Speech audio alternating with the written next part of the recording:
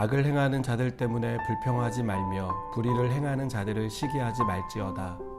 그들은 풀과 같이 속히 배임을 당할 것이며 푸른 채소같이 쇠잔할 것이미로다.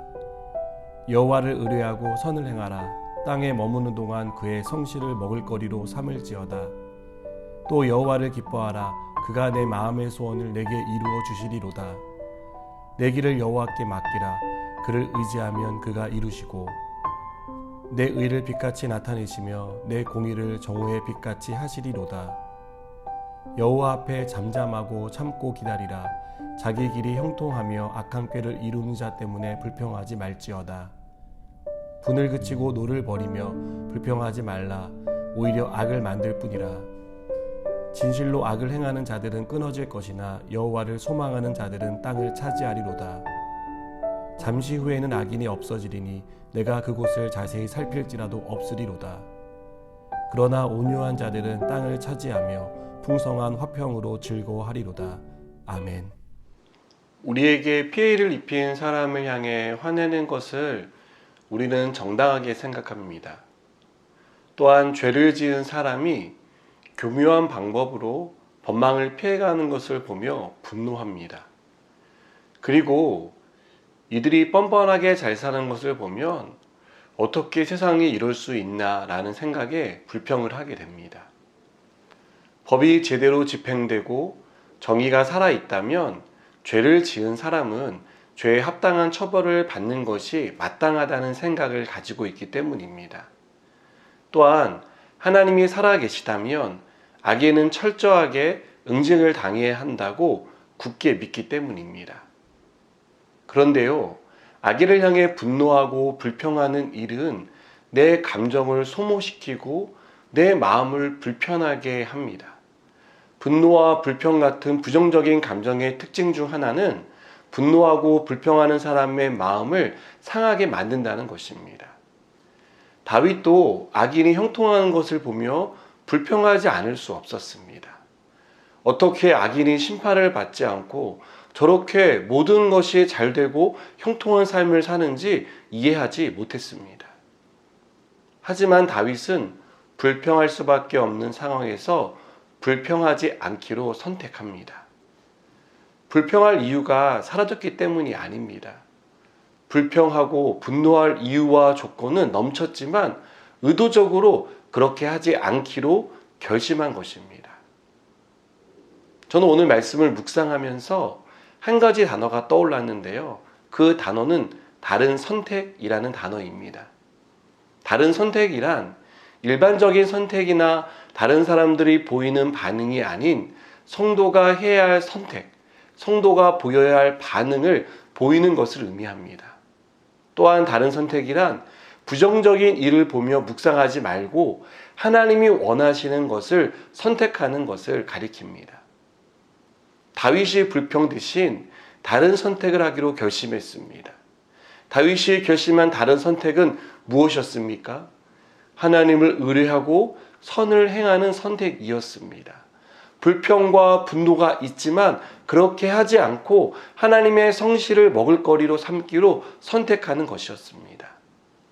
또 불평 대신 하나님을 기뻐하기로 선택했습니다. 어떤 경우에도 하나님을 의지하기로 결심했습니다. 여전히 악인은 형통한 삶을 살고 있습니다. 그의 교만은 하늘을 찌를 듯이 올라가고 있습니다. 하지만 다윗은 하나님 앞에 잠잠히 참고 기다리기로 선택합니다. 악인을 보며 마음에 가득 찼던 분노를 그치고 하나님을 향해 소망을 품기로 선택합니다. 다윗은 하나님을 향한 신뢰를 바탕으로 이렇게 다른 선택을 하고 있습니다. 저는 우리가 다른 선택을 하기 위해서 다윗이 보여준 하나님을 향한 신뢰가 우리 믿음의 바탕이 되어야 한다고 믿습니다. 다윗은 지금 악인이 형통해서 부당하고 불편했지만 그들의 인생은 결국은 풀과 같이 배임을 당할 것이고 푸른 채소가 쇠잔해지는 것처럼 쇠잔해질 것이다 라고 믿었습니다. 공의로운 하나님이 그렇게 심판하신다는 것을 믿었습니다. 그래서 그들을 향한 분노와 불평 대신 하나님을 믿고 다른 선택을 하기로 결심한 것입니다. 다윗은 하나님 안에서 기뻐하는 삶을 살기로 선택했고 하나님을 의뢰하며 사는 삶을 살기로 선택했습니다. 여러분, 부정적인 것에 대해서 부정적인 반응을 보이는 것은 누구나 하는 일이고 너무나 당연해 보입니다. 그러나 우리가 부정적인 것을 향해 부정적인 반응을 보일 때 우리의 마음엔 우리도 모르는 사이에 불평이 쌓이는 것을 봅니다. 우리가 의도적으로 채우진 않았지만 어느새 분노가 우리의 마음을 가득 채우고 있는 것을 보게 됩니다. 하지만 우리가 부정적인 것을 보고 그 일에 대한 심판은 하나님께 계속해서 맡기는 연습을 한다면, 하나님께 올려드린다면 더 이상 그 부정적인 감정은 우리의 마음에 쌓이지 않을 것입니다. 우리의 영혼을 상하게 하는 것으로부터 우리는 진정한 자유를 얻게 될 것입니다. 하나님이 우리에게 바라시는 것이 이것이라고 저는 믿습니다. 악인을 보고 악한 마음을 갖고 불평하는 삶이 아니라 하나님이 우리를 위해 예비하신 선하고 좋은 것을 우리가 받고 누리며 사는 것이라고 믿습니다. 우리 마음에 불평이 쌓이는 것이 아니라 하나님이 주시는 기쁨으로 가득 차기를 누구보다 하나님이 바라신다라고 믿습니다. 여러분, 이 말은 악을 무시하라는 말이 아닙니다. 악을 위해 개탄할 수 있고 또 기도해야 합니다. 그러나 그 악을 지나치게 묵상하지 말아야 합니다. 악에 대한 처분은 하나님께 온전히 맡겨야 합니다. 그리고 우리는 하나님을 묵상하고 하나님이 기뻐하시는 일, 하나님이 우리가 진정 누리고 살아가길 원하는 그런 삶을 선택하며 살아가야 합니다. 기도하시겠습니다.